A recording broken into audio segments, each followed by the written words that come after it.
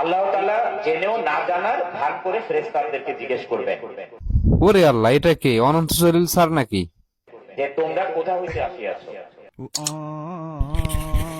আরে সত্যি তো, অনন্ত জলিল স্যার। আরে স্যার, আপনি এখানে কি করেন? আমরা অমক মজলিস হইতে আসিয়াছি। বয়ান করেন? ওরে সুবহানাল্লাহ, আপনি তো সত্যিই অসম্ভবকে সম্ভব করে দেখালেন। আমরা এদিকে অ্যাটেনশন দেই।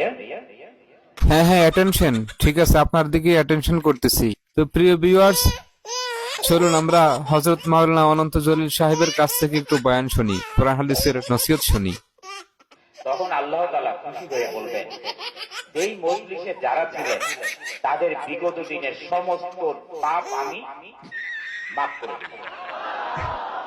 সুবহানাল্লাহ। প্রিয় ভিউয়ার্স, একটু চিন্তা করে দেখুন, এই যে পিছনে কয়েকজন আলেম ওলামাকে দেখা যাচ্ছে।